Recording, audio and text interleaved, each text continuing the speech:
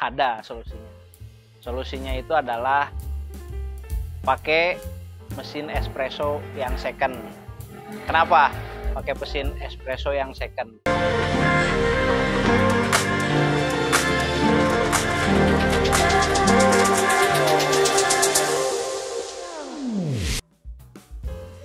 Om, gue mau nanya dong Om. Ya. Gue kan mau buka coffee shop nih Om. Apa sih alat-alat yang paling penting sebelum gue mau buka coffee shop Om? Alat-alat yang paling penting itu biasanya coffee shop itu identik dengan espressonya ya. Jadi kalau yang kekinian ya, kalau ngikutin kekinian, kopi-kopi kekinian itu espresso, berarti dia setidaknya harus ada mesin espresso dan grindernya. Lalu selebihnya itu aksesoris-aksesorisnya lah ya. Aksesoris kayak knockbox dan lain-lain ya, sama pembersihnya. Terus ada temperment dan cangkir-cangkirnya gitu. Oke Om, kalau gitu Om, gimana sih cara untuk milih mesin espresso yang bagus Om? Kalau mesin espresso yang bagus itu tergantung kita. Pertama tergantung sesuai budget kita ada berapa. Yang kedua kita lihat juga kafenya. Tentunya kalau kopinya besar dan trafficnya juga tinggi, nggak mungkin kita pakai mesin espresso rumahan kayak seperti itu. Mesin espresso rumahan ya kayak gini nih, mesin espresso rumahan. Tentunya setidaknya kita pakainya mesin yang komersial lah ya, atau entry levelnya komersial, yaitu misalnya seperti ini 3200D. Ini kalau untuk budget yang rendah gitu ya. Bisa juga kita pakai juga mesin yang dual group, misalnya dual groupnya itu heat exchanger, tipe heat exchanger seperti Simonelli. Terus juga bisa juga kalau ini heat exchanger yang 7,5 boilernya itu 7,5, jadi kecil dia boilernya, jadi dia listriknya juga nggak terlalu besar. Nah ini juga kalau yang ini untuk yang trafficnya tinggi gitu, jadi dia menjamin konsistensinya. Ini tuh boilernya 11 liter, jadi ada tipe yang heat exchanger yang tipe boilernya itu besar gitu, 11 liter. Tentunya ini listriknya juga tinggi, 3000 watt gitu. Kalau yang ini kan pasti 2000 watt, jadi di situ ada plus minusnya juga. Minusnya salah satunya dari sisi listrik ya. Dari tentunya kalau listriknya kurang gitu harus ditambah daya. Terus kalau misalnya konsistensi, dia memiliki kelebihannya di konsistensinya. Jadi berapapun trafficnya, tinggi apapun, dia akan terus suhunya itu lebih terjaga gitu, karena dia akan besar si boilernya. Kalau yang ini boilernya 7,5 liter, jadi memang kalau trafficnya agak tinggi, jadi dia memang butuh waktu untuk jeda ya, butuh waktu jeda. Karena di sini kita akan lihat di sini manometernya. Kalau misalnya kita terlalu banyak misalnya ngebrew, dia akan turun gitu. Nah kalau kita tidak biarkan dulu, beri dia waktu untuk normal, dia akan rasanya akan berbeda tentunya, karena suhunya itu nggak sesuai dengan standarnya gitu. Oke Om, jadi gini Om, gue tentunya pengen barang yang bagus, cuma budget gue terbatas nih Om. Lu ada solusinya nggak Om? Ada solusinya. Solusinya itu adalah pakai mesin espresso yang second. Kenapa pakai mesin espresso yang second? Karena dengan kita membeli yang second itu kita akan dapat harga yang luar biasa. Itu bisa setengahnya gitu loh, setengahnya. Misalnya ini aja nih, misalnya kita jual 42 jutaan gitu loh. Yang kalau baru kan kita 77, itu lumayan kan. Itu bisa mangkas setengahnya. Terus juga kalau untuk mesin seperti ini, kalau beli second itu tidak jadi masalah, tidak terlalu masalah ya, karena ini kalau kita lihat material dalamnya itu dari tembaga, itu sepertinya itu lifetime gitu ya. Paling spare part kecilnya yang harus akan diganti gitu ya. Seperti ini juga, ini tuh ada persamaannya juga nih, mesin seperti ini tuh ada persamaannya juga ya. Namun kalau yang mesin seperti ini nih, kalau beli second ini kurang worth it ya, karena memang pasti akan banyak sekali kendala. Ini pun 1-2 tahun pun itu pasti ada banyak kendala gitu. Apalagi seperti misalnya ininya nih, safety valve-nya ini udah pasti nih. Kadang-kadang kalau misalnya beruntung 2 tahun lah harus ganti. Tapi kalau misalnya trafficnya tinggi tuh 1 tahun pun itu harus sudah diganti nih. Jadi kalau seperti yang seperti ini ya nggak worth it gitu ya kalau beli second, apalagi kalau yang udah secondnya itu dipakai 3 tahun misalnya, 3 tahun plus 3 tahun gitu ya. Jadi ya kecuali ada kanibalan gitu ya. Oke Om, siap Om. Gua ada pertanyaan lagi nih Om. Oke. Untuk mengenai cara perawatan mesin espresso tuh gimana sih Om biar dia bisa tahan lama gitu Om? Perawatannya yang paling penting itu pertama kita harus dari attitude baristanya ya, setiap pemakaian. Itu pertama, misalnya setiap kali pakai sebelum ngebrew kita keluarin dulu airnya, bilas dulu. Terus setelah ngebrew udah gitu cabut lagi kan, kita bilas lagi. Itu untuk mengeluarkan sisa-sisa kopi yang mengendap di samping ataupun di ininya, di dalam group headnya. Itu seperti itu misalnya ya. Terus kita harus jadwalin misalnya setelah closing itu kita sikatin ininya pakai brushnya ya, brush susunya kita sikat. Terus sering juga kita cek ininya, bagian dalam ininya, jangan sampai dia mampet bagian ininya ya. Kebersihan seperti itu. Dan di back flush itu seminggu sekali. Di back flush seminggu sekali, dan di descaling itu sebulan sekali lah. Di descaling itu artinya nanti di video selanjutnya gue akan jelasin ya tentang descaling. Dan ini memang kalau setelah 5 tahun kalau misalnya tidak pernah descaling itu wajib overhaul jadinya, karena yang namanya mesin espresso itu dia akan menumpuk mineral air gitu. Mineral air itu akan seiring waktu itu akan berkerak, tertimbun oleh kerak-kerak mineral itu dan lain-lain. Misalnya ininya juga akan kurang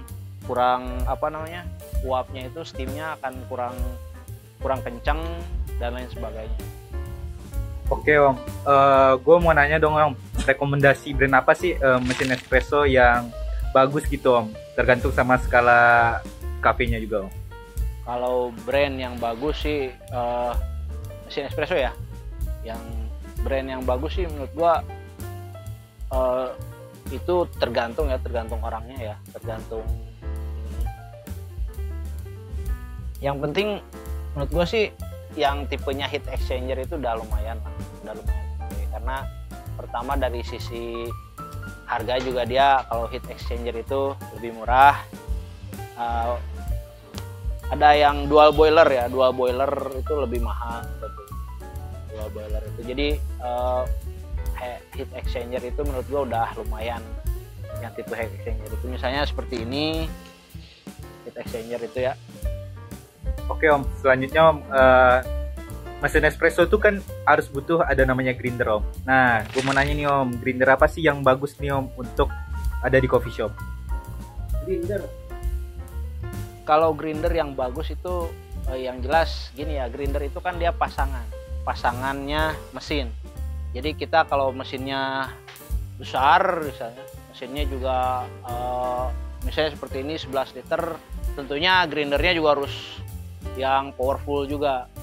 Jadi nggak bisa mesinnya besar gitu tapi grindernya pakai yang buat yang kecil gitu, yang manual. Jadi dia memang pasangan, jadi harus jangan sampai jomplang karena itu berpengaruh kepada hasil. Karena grinderan yang besar, semakin besar mesin espresso itu semakin membutuhkan grind size yang apa yang halus gitu. Jadi kalau kita pakai grindernya yang kualitasnya yang jelek, itu dia akan semakin apa namanya, semakin kerjanya semakin kencang dan semakin akan berpengaruh terhadap umurnya juga.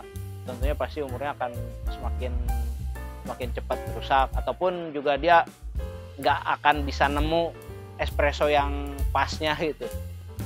Oke Om, pertanyaan selanjutnya nih Om.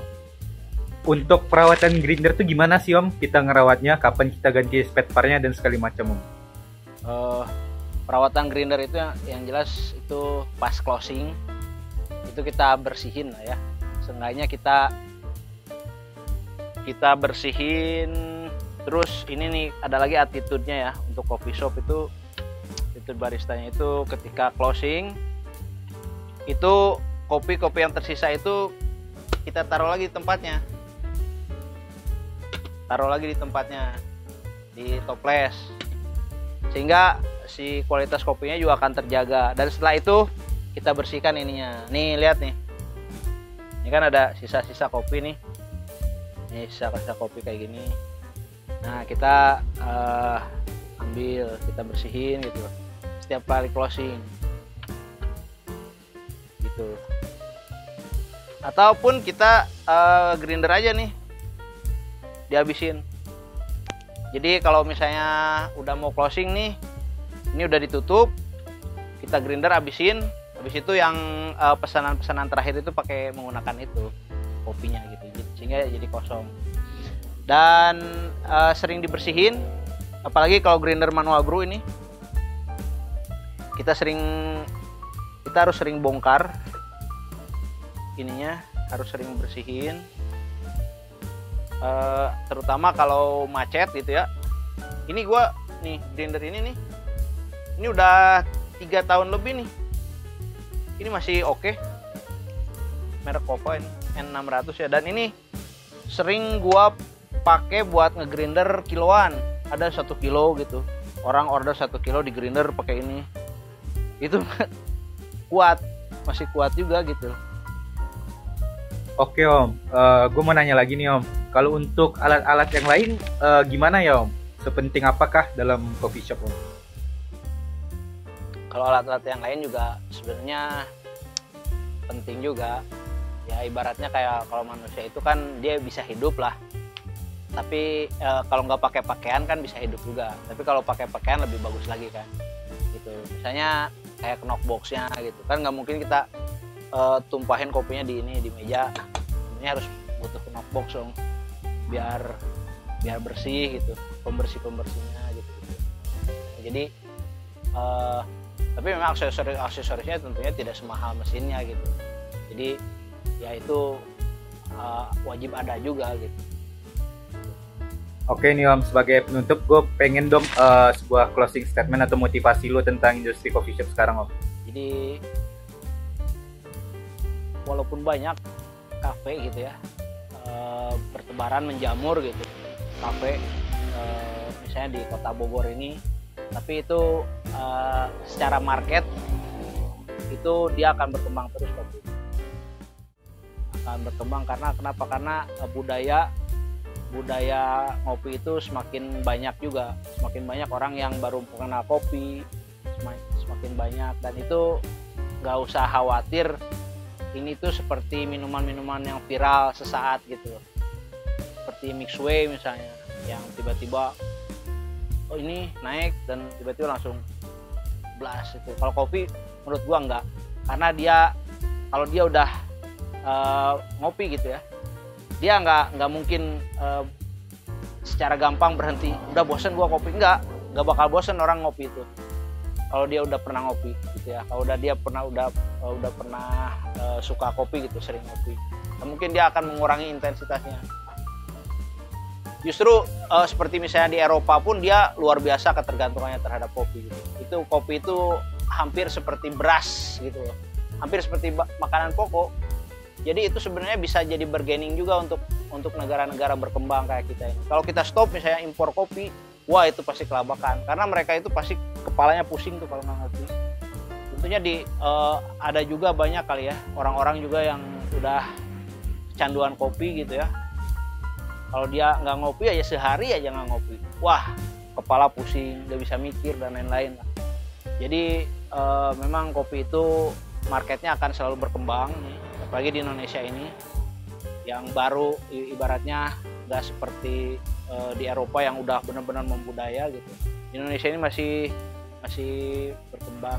Cuman memang untuk coffee shop itu memang kita harus lihat lokasinya juga kan, karena semakin banyak juga yang banyak itu akan semakin jenuh market juga. Tempat nongkrong juga apalagi kalau kita misalnya untuk mengandalkan jadi tempat nongkrong, kafe sebagai tempat nongkrong gitu. Orang berapa kali sih nongkrong gitu.